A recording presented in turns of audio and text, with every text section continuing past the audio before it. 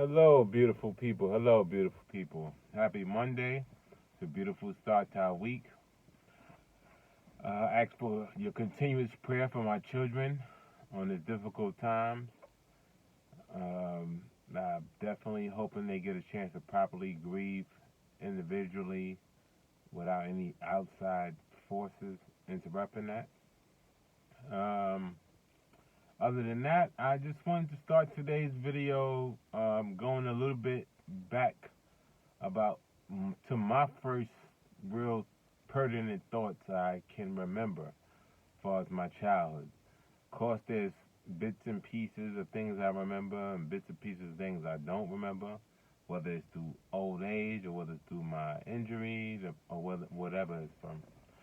So I do remember when I was younger, being in first grade, living with Grandma Pearl. I do remember that. I do remember just one thing I loved about living with that whole family was whenever there was disagreement, the whole family would come out and we'd disagree together. The whole family would fight the whole neighborhood if necessary. So that was definitely probably my first real introduction to family unity. So went from first grade there, which I got suspended. I don't know if I was left back, but I think I got suspended according to my aunt Kathy. um, really silly question was asked of me, and I gave a very silly answer. Uh, but what was it? Two plus two. My answer was cartoons. I guess you could say I don't know if I was a class clown or just someone that just liked to be disruptive. I don't remember. It was very young. Then I moved. My next memory I can remember is living with my grandmother on 110th Street. My mother's mother lived on her 110th Street in Harlem, and of course I remember some little stuff that happened in neighborhoods. How we used to play football, flag football. How we used to go to park, all kind of stuff. I lived right across Central Park, so I remember a lot of that, some of that anyway. And then my next memory, my most pertinent memory is when I lived on 134th Street in Amsterdam with my stepfather and my brothers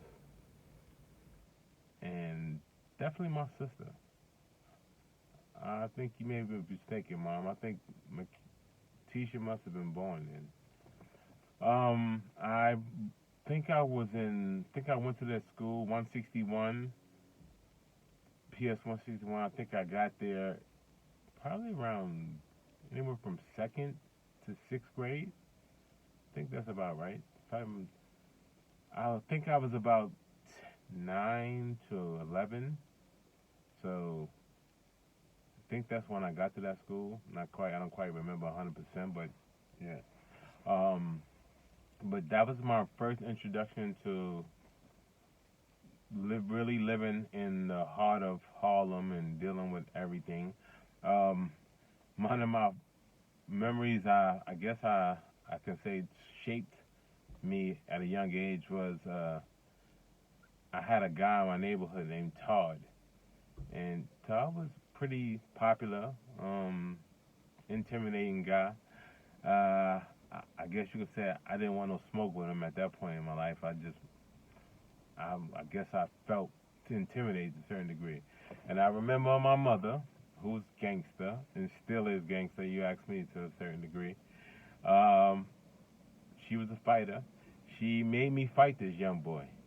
Made me fight him, and she told me if I didn't beat him, she was gonna take me home and beat my ass again. And my mother, I don't remember her using belts and stuff, but I'm pretty sure that woman used a little bit of everything on me.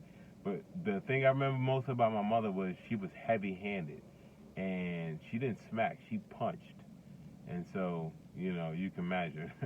But I fought Todd that day, and I cried, but I beat Todd that day. I cried and cried and cried, but I beat him. And when you beat a neighborhood bully in one case, you sort of become popular in yourself. And me and Todd actually became really good friends. And so that was my first real introduction to, I guess, the real interior street life.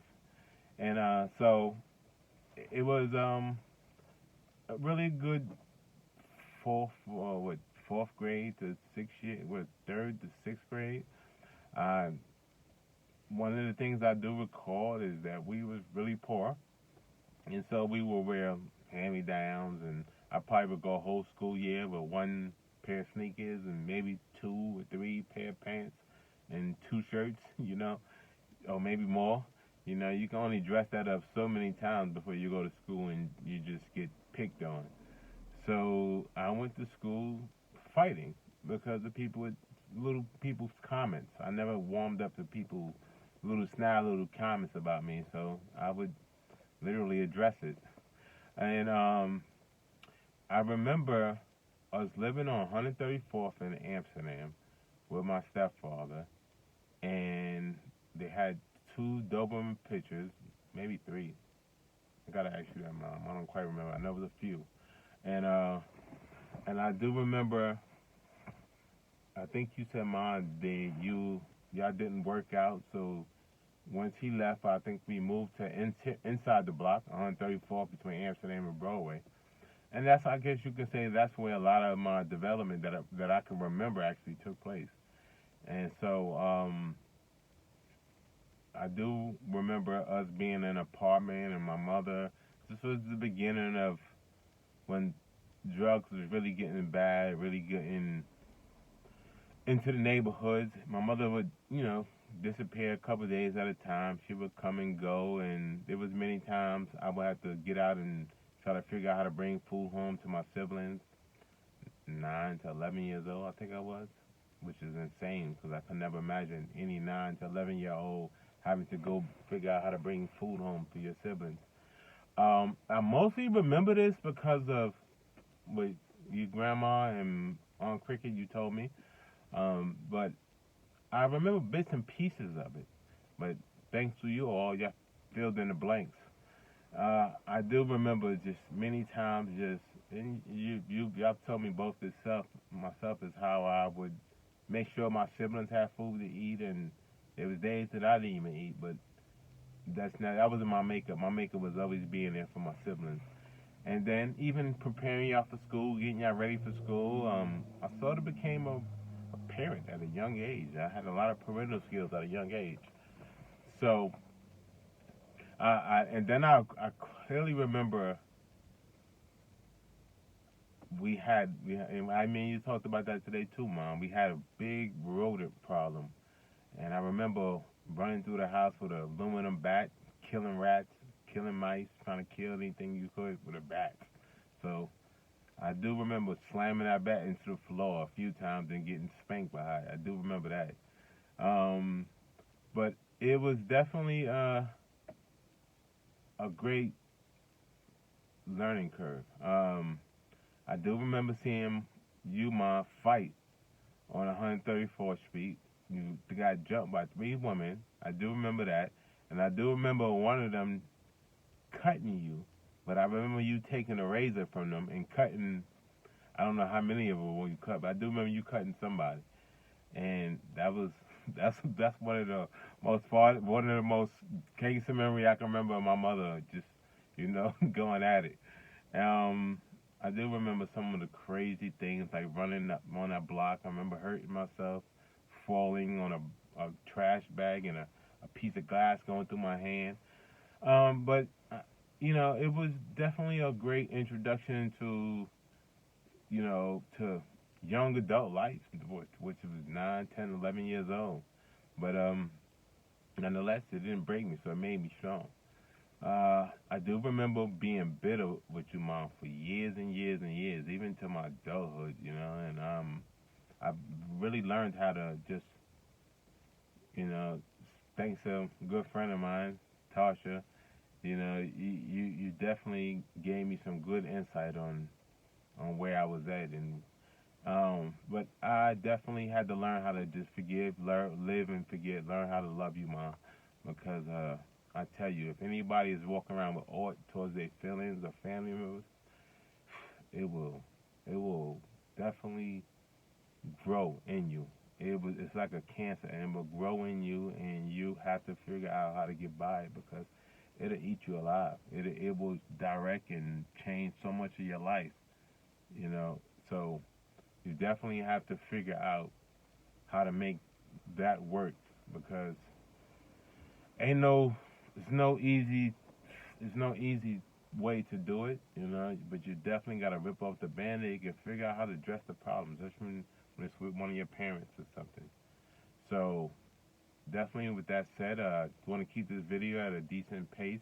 But that was just my first real memories I can imagine and remember. And so, but I will be coming back with more. I'll build on that, and I will take you through each step that I can remember.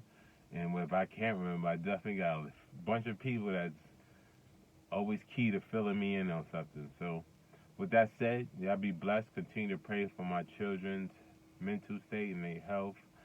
And then just pray for my whole family, please, because we are all feeling it, you know, from my twins to Dee Dee to Selena to Ma to Brian to Jalissa to all of us. You know, we're definitely feeling it. So please continue to pray for my family throughout this tough time, and talk to you again.